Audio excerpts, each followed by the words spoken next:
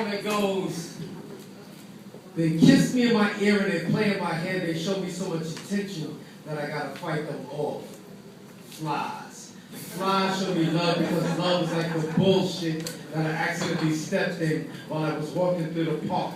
I sometimes wear shades to hide the faces of the pretty women that I encounter, and I try to judge their character by the way they shake my hand.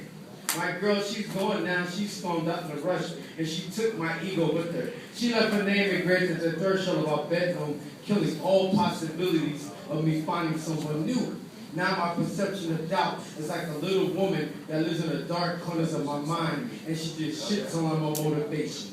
But I have an apartment full of flies, and I'm going to train them to be my soldiers. They're going to be my spies, and I'm going to send them out to invade the privacy of her home. She said I was a dog, but that will make her the dog catcher. And since I'm not a bitch, it's only natural that I'd be attracted to the opposite of what I am. But sometimes I feel like faking my death or holding my breath or staying in the corner motionless, but she wouldn't care. Maybe I should move from the state that I live in, or to the state and condition she left my mind in. She stated her claim, she stamped her name on my head, and she left me for dead. Now all kinds of crazy shit keep going through my head. She put the mojo on my mind, life used to be so simple, but now my bed is hard. I eat spelt bread that's hard. I eat aborted chickens and I can't believe it's not butter, tastes good. But if you're not in control, that means you're out of control. That means I'm a slave fulfilling your purpose. Hell is a condition underneath the ozone, and gravity is a reality. And in spite of all your bull, when you come back, I will still be here just to prove that I'm a fly in love with your shit.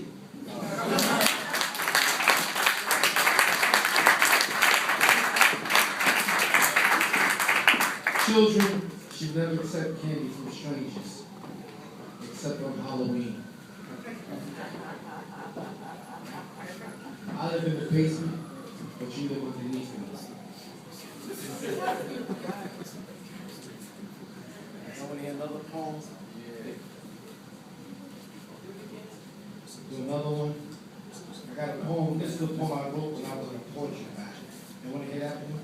Yeah. No? Yeah. Say no.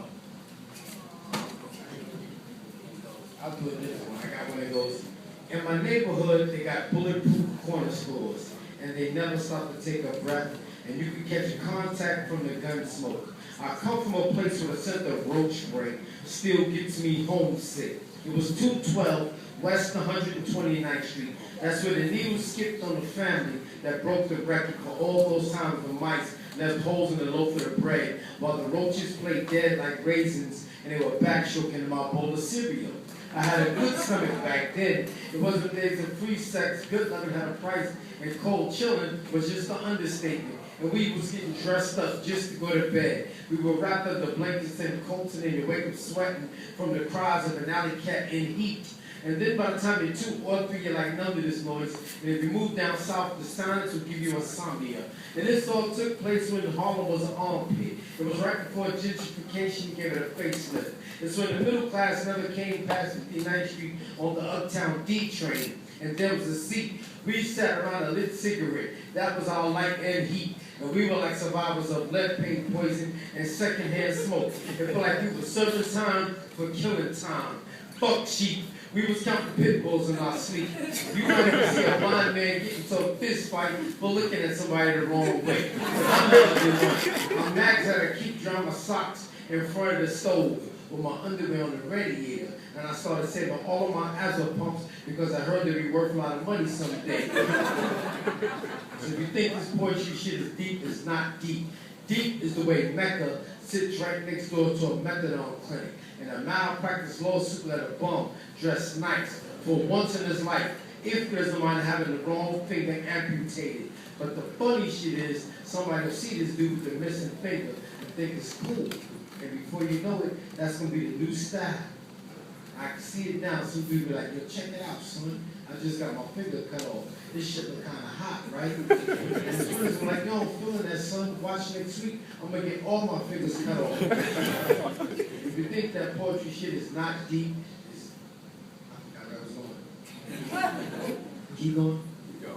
So welcome to Life is a Bitch. This is the urban look. I'm from where the summertime We hold picnics on dead blades of grass and broken glass glitter like fragments of dark stardust under the night lights. And this is what the tourists come through the hood to see. They couldn't fathom how they exist on the inside of the sun. So whenever you walk through my neighborhood, you might see corner stores in the middle of the block. This is where Memphis is right next door to a methadone clinic, and a malpractice lawsuit let a bum dress nice for once in his life if there's a mind having the wrong finger amputated. But if you think this poetry shit is deep, it's not deep. Deep is where this dude asked me, what's the quickest way to get from here to Rikers Island? And I told him to take the D train to 34th Street and throw a brick through Macy's. Now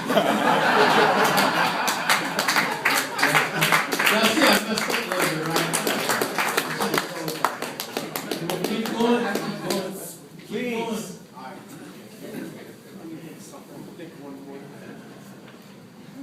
It goes like this.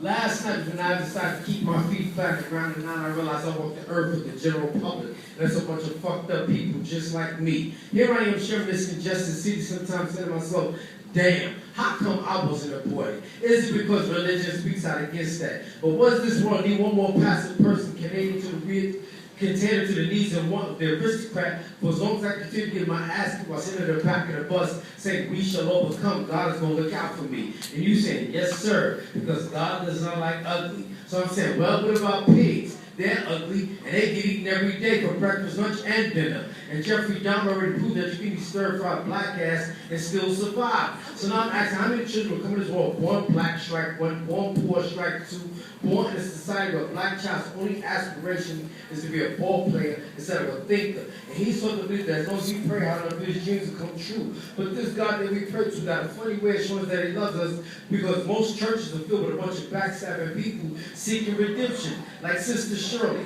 She's the one that used to have the hot price tag on her pussy. She would talk shit to every man she ever dated, because she know the minute she called the cops gonna come kick her door down, kick her boyfriend in the ass, put a box cut in his pocket, then have a reason because of leaving her boyfriend bloody. She's the one you see in the supermarket with a shopping cart full of food, and the food only requires hot water and an IQ of wet cats prepared. So all of her adult children still studying at the same time, choose to eat in shifts, one after the other, fucking up the kitchen, leaving a sink full of dishes. And there's always the next person's responsibility to clean it up. And now that Sister Shirley's a little older than she used to be, she can't use her ass to get her to reel a minute like she used to. I forgot the rest of the poem. I don't want to do that poem anymore. Take it long to get to the point. What's the difference between meat and fish? It's hard to beat your fish.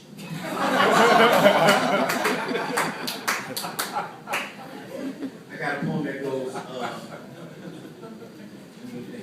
my love life is going through a recession, and I'm looking for a wife with a fat stimulus package.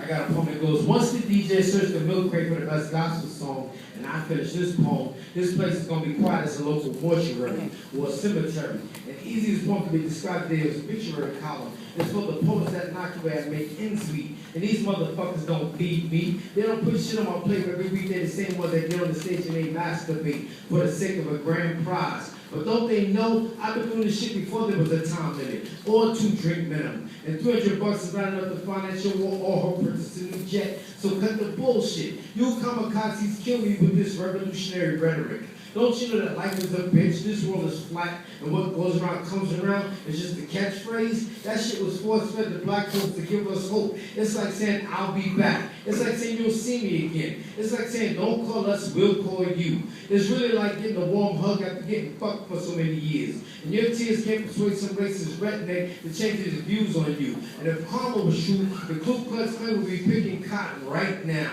And they're not.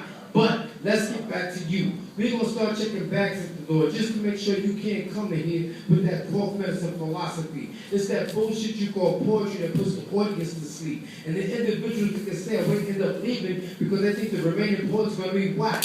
like you.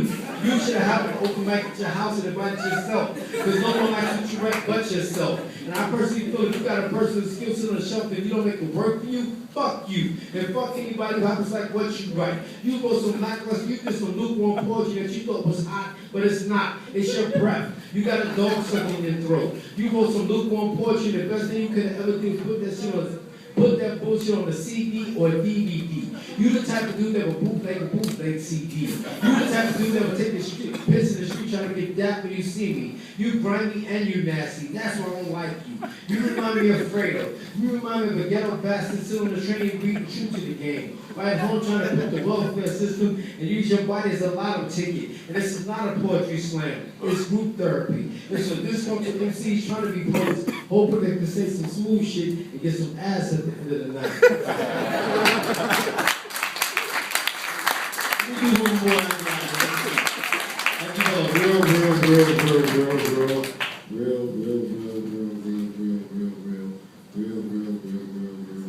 It's already long. That's it long. I can't find it. I think that's it. All right, with all the pretty girls in cyberspace, if you ever want to have a good time, you can always chill out on my Facebook. Thank you, y'all. This is my book tonight. It's called Corner Stores in the Middle of the Block. And don't teach your children or they'll turn out like me.